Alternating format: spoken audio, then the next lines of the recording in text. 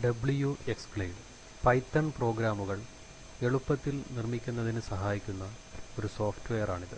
ഈ സോഫ്റ്റ്വെയർ ഉപയോഗിച്ച് പൈത്തണിനു പുറമെ C++, ലിസ്പ്, XRC, പേൾ എന്നീ പ്രോഗ്രാമിംഗ് ഭാഷകളുടെ കോഡുകളും നിർമ്മിക്കാം. IT@ സ്കൂൾ ലിനക്സിൽ WXGlide തുറക്കുന്നതെങ്ങനെയെന്ന് നോക്കാം. ഇതിനായി പാനലിലെ ആപ്ലിക്കേഷൻസ് മെനുവിൽ നിന്നും പ്രോഗ്രാമിംഗ് WXGlide എന്ന ക്രമത്തിൽ ക്ലിക്ക് ചെയ്യുക. WXGlide പ്രധാന ജാലകത്തോടൊപ്പം WXGlide ട്രീ ജാലകവും പ്രോപ്പർട്ടീസ് ജാലകവും തുറന്നുവരും. WXGlide ഉപയോഗിച്ച് ഒരു പുതിയ ഫ്രെയിം നിർമ്മിക്കുന്നതെങ്ങനെയെന്ന് നോക്കാം. ഇതിനായി WXGlide പ്രധാന ജാലകത്തിലെ ആഡ് എ ഫ്രെയിം എന്ന ബട്ടണിൽ അമർത്തുക. അപ്പോൾ തുറന്നുവരുന്ന സെലക്ട് ഫ്രെയിം ക്ലാസ് എന്ന ഡയലോഗ് ബോക്സിലെ WX ഫ്രെയിം എന്ന ഓപ്ഷൻ തിരഞ്ഞെടുത്ത് OK ബട്ടൺ അമർത്തുക. അപ്പോൾ സ്ക്രീനിൽ ഡിസൈൻ ഫ്രെയിം ജാലകം പ്രത്യക്ഷപ്പെടും. WXGlide ട്രീ ജാലകത്തിലും പ്രോപ്പർട്ടീസ് ജാലകത്തിലുമുണ്ടായ മാറ്റം നിരീക്ഷിക്കുക. രണ്ട് ജാലകങ്ങളിലും ഫ്രെയിമിൻ്റെ പേര് ദൃശ്യമാകും. ഫ്രെയിമിൽ ലേബലുകളും ടെക്സ്റ്റ് ബോക്സുകളും ബട്ടണുകളും ഉൾപ്പെടുത്തുന്നതെങ്ങനെയെന്ന് നോക്കാം. ഇതിനായി നൽകിയിരിക്കുന്ന ഉദാഹരണം ശ്രദ്ധിക്കൂ. ഉദാഹരണത്തിൽ 2 ലേബലുകളും 2 ടെക്സ്റ്റ് ബോക്സുകളും 2 ബട്ടണുകളും ഉൾപ്പെടുത്തിയിരിക്കുന്നതായി കാണാം. 3 റോകളിലും 2 കോളങ്ങളിലുമായാണ് ഇവ ഉൾപ്പെടുത്തിയിട്ടുള്ളത്. ഉദാഹരണത്തിലേതുപോലെയുള്ള ഫ്രെയിം നിർമ്മിക്കുന്നതിന് ഡിസൈൻ ഫ്രെയിം ജാലകത്തിൽ 3 റോകളും 2 കോളങ്ങളും ആദ്യം നിർമ്മിക്കേണ്ടതുണ്ട്. ഡിസൈൻ ഫ്രെയിം ജാലകത്തിൽ റോകളും കോളങ്ങളും നിർമ്മിക്കുന്നതെങ്ങനെയെന്ന് നോക്കാം. ഇതിനായി WXGlide ട്രീ ജാലകത്തിലെ ഫ്രെയിമിൻ്റെ പേരിനു താഴെയുള്ള സൈസർ എന്ന ഓപ്ഷനാണ് ഉപയോഗിക്കേണ്ടത്. സൈസറിൻ്റെ പ്രോപ്പർട്ടീസിൽ ഒരു മാറ്റം വരുത്തിയാൽ റോകളും കോളങ്ങളും എളുപ്പത്തിൽ നിർമ്മിക്കാം. ഇതിനായി ആദ്യം സൈസറിൽ ക്ലിക്ക് ചെയ്യുക. പ്രോപ്പർട്ടീസ് ജാലകത്തിൽ മാറ്റം ഉണ്ടായിട്ടുണ്ടാകും. പ്രോപ്പർട്ടീസ് ജാലകത്തിലെ ക്ലാസ് എന്ന ഓപ്ഷന് വലതുവശത്തുള്ള ബട്ടണിൽ അമർത്തുക. സെലക്ട് സൈസർ ടൈപ്പ് ജാലകം പ്രത്യക്ഷപ്പെടും. ഈ ജാലകത്തിൽ നിന്നും WX ഫ്ലക്സ് ഗ്രിഡ് സൈസർ എന്ന ഓപ്ഷൻ സെലക്ട് ചെയ്ത് OK ബട്ടൺ അമർത്തുക. ഡിസൈൻ ഫ്രെയിം ജാലകത്തിലെ മാറ്റം നിരീക്ഷിക്കുക.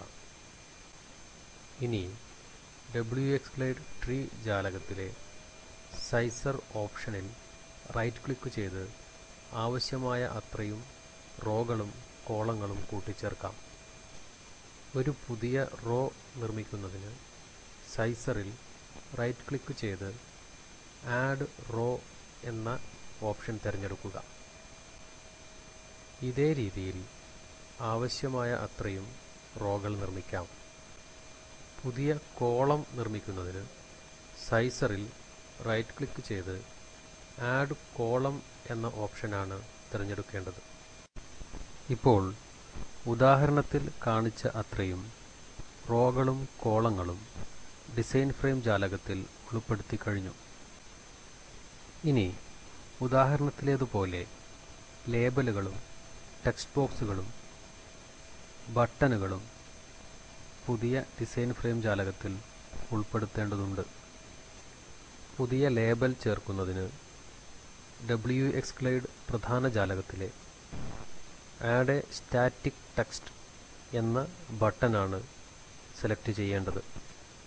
ബട്ടൺ അമർത്തിയ ശേഷം ഡിസൈൻ ഫ്രെയിം ജാലകത്തിലെ ലേബൽ വരേണ്ട കളത്തിൽ ക്ലിക്ക് ചെയ്യേണ്ടതുണ്ട്. ലേബൽ ഉൾപ്പെടുത്തിയപ്പോൾ WXGlide ട്രീ ജാലകത്തിലും പ്രോപ്പർട്ടീസ് ജാലകത്തിലുമുണ്ടായ മാറ്റം ശ്രദ്ധിക്കുക. ഡിസൈൻ ഫ്രെയിം ജാലകത്തിലെ ലേബൽ 1 എന്നത് ഉദാഹരണത്തിലേതുപോലെ നമ്പർ 1 എന്നാക്കുന്നതിന് പ്രോപ്പർട്ടീസ് ജാലകത്തിലെ വിഡ്ജറ്റ് ടാബ് സെലക്ട് ചെയ്ത് ലേബൽ 1 എന്നത് നമ്പർ 1 എന്നാക്കി മാറ്റുക. ഇതേ ക്രമത്തിൽ രണ്ടാമത്തെ ലേബലും ഡിസൈൻ ഫ്രെയിം ജാലകത്തിൽ ഉൾപ്പെടുത്തുക. ഡിസൈൻ ഫ്രെയിം ജാലകത്തിൽ ടെക്സ്റ്റ് ബോക്സുകളാണ് ഉൾപ്പെടുത്തേണ്ടതെങ്കിൽ പ്രധാന ജാലകത്തിൽ നിന്നും ആഡ് എ ടെക്സ്റ്റ് കൺട്രോൾ എന്ന ബട്ടനാണ് ക്ലിക്ക് ചെയ്യേണ്ടത്. ഈ ബട്ടൺ ഉപയോഗിച്ച് ഉദാഹരണത്തിലേതുപോലെ 2 ടെക്സ്റ്റ് ബോക്സുകളും ഉൾപ്പെടുത്താം. ഡിസൈൻ ഫ്രെയിം ജാലകത്തിൽ കമാൻഡ് ബട്ടണുകൾ ഉൾപ്പെടുത്തുന്നതിന് ആഡ് എ ബട്ടൺ എന്ന ടൂളാണ് ഉപയോഗിക്കേണ്ടത്. പ്രധാന ജാലകത്തിലെ add a button tool select ചെയ്ത് ബട്ടൺ വരേണ്ട ഡിസൈൻ ഫ്രെയിം ജാലകത്തിലെ കളത്തിൽ ക്ലിക്ക് ചെയ്യുക. ആദ്യത്തെ ബട്ടൺ ചേർത്തു കഴിഞ്ഞാൽ ബട്ടൺ 1 എന്ന പേരാണ് ലഭ്യമായിട്ടുണ്ടാകുക. ബട്ടൺ 1 എന്നത് ഉദാഹരണത്തിലേതുപോലെ ആഡ് എന്നാക്കുന്നതെങ്ങനെയെന്ന് നോക്കാം. ഇതിനായി പ്രോപ്പർട്ടീസ് ജാലകത്തിലെ വിഡ്ജറ്റ് ടാബിലെ ലേബൽ എന്ന ഭാഗത്തുള്ള ബട്ടൺ 1 എന്നത് ആഡ് എന്നാക്കി മാറ്റേണ്ടതുണ്ട്. അതിനുശേഷം ഡിസൈൻ ഫ്രെയിം ജാലകത്തിൽ ക്ലിക്ക് ചെയ്യുക. ഇപ്പോൾ ഡിസൈൻ ഫ്രെയിം ജാലകത്തിലും ആഡ് എന്നായി മാറിയിട്ടുണ്ടാകും.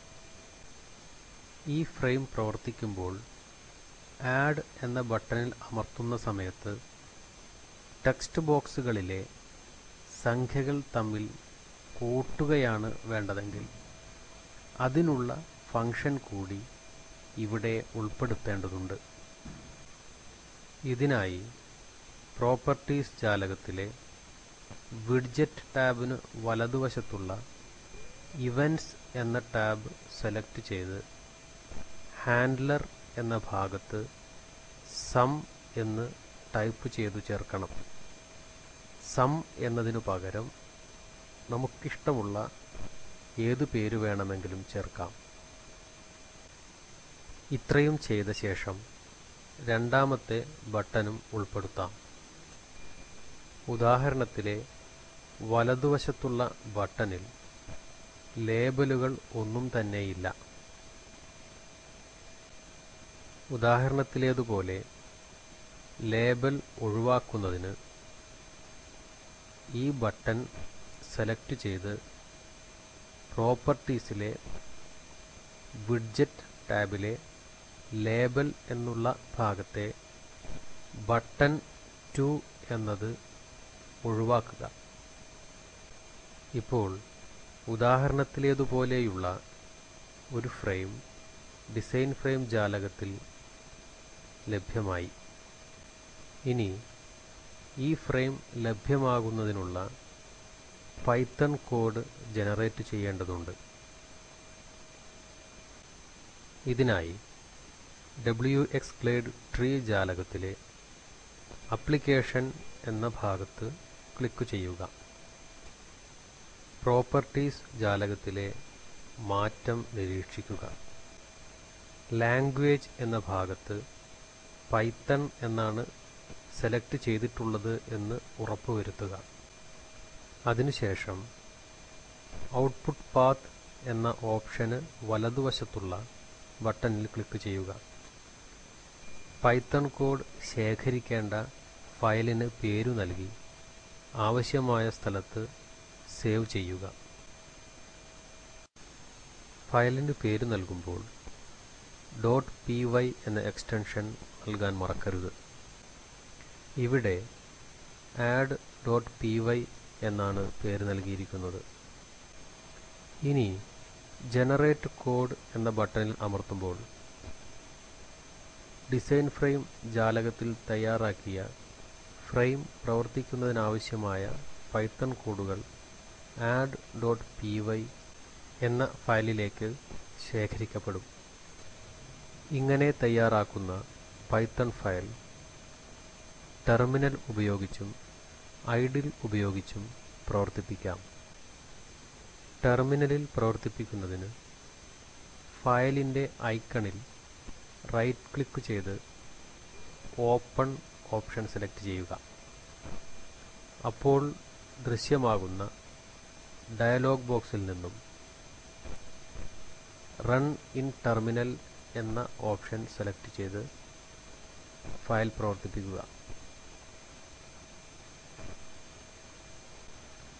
ഫ്രെയിമിലെ ടെക്സ്റ്റ് ബോക്സുകൾ വരുന്ന ഭാഗത്ത് നമുക്ക് സംഖ്യകൾ ചേർക്കാൻ കഴിയും.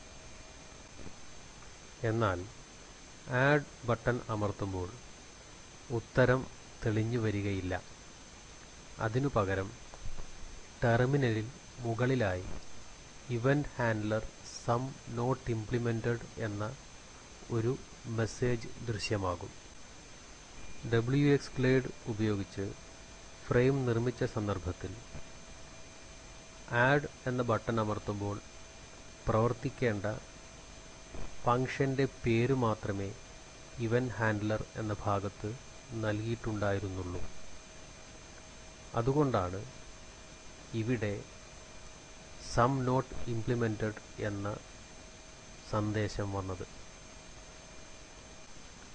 ഈ പ്രശ്നം പരിഹരിക്കുന്നതിനായി ഫയൽ തുറന്ന് സം എന്ന ഫംഗ്ഷനു നേരെ ആവശ്യമായ അത്രയും കോഡുകൾ നാം എഴുതി ചേർക്കേണ്ടതുണ്ട്. അതിനായി ആദ്യം ഫയൽ തുറന്ന് സം എന്ന ഫംഗ്ഷൻ വരുന്ന ഭാഗം കണ്ടെത്തുക. ഇവിടെ നിന്നും print event handler sum not implemented എന്ന വരി ഒഴിവാക്കുക. അതിനുശേഷം ടെക്സ്റ്റ് ബോക്സുകളിലെ വിലകൾ കൂട്ടി സി എന്ന ചരത്തിൽ ശേഖരിക്കുന്നതിന് സി സമം self dot text underscore ctrl underscore 1 dot value plus self dot text underscore ctrl underscore 2 dot value എന്ന് ടൈപ്പ് ചെയ്യുക. അടുത്ത വരിയിൽ self dot button underscore 2 dot set label C എന്നും ടൈപ്പ് ചെയ്യേണ്ടതുണ്ട്. രണ്ടാമത്തെ ബട്ടണിൽ ഉത്തരം തെളിയുന്നതിനാണ് ഈ നിർദ്ദേശം നൽകുന്നത്. ഇനി പ്രോഗ്രാം പ്രവർത്തിപ്പിച്ചു നോക്കൂ. എന്തു മാറ്റമാണ് കാണാൻ കഴിയുന്നത്? ഇപ്പോൾ ടെക്സ്റ്റ് ബോക്സുകളിൽ സംഖ്യകൾ ചേർക്കാൻ കഴിയുന്നതിനോടൊപ്പം ആഡ് എന്ന ബട്ടണിൽ ക്ലിക്ക് ചെയ്യുമ്പോൾ ഉത്തരവും തെളിഞ്ഞു വരുന്നുണ്ട്. പക്ഷേ ഉത്തരം തെറ്റിയാണ് വന്നിരിക്കുന്നത്. 5 എന്നതിന് പകരം 23 എന്നാണ് ഉത്തരം വരേണ്ട ഭാഗത്ത് ദൃശ്യമായിട്ടുള്ളത്.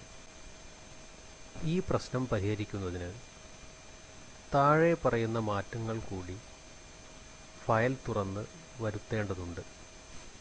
നാം കൂട്ടിച്ചേർത്ത ആദ്യത്തെ വരിയിൽ ഇന്റ് എന്ന ഫംഗ്ഷൻ 2 തവണ ചേർക്കേണ്ടതുണ്ട്.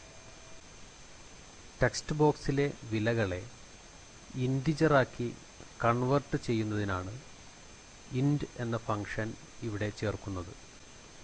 കൂട്ടിച്ചേർത്ത രണ്ടാമത്തെ വരിയിൽ str എന്ന ഫംഗ്ഷനും ചേർക്കേണ്ടതുണ്ട്.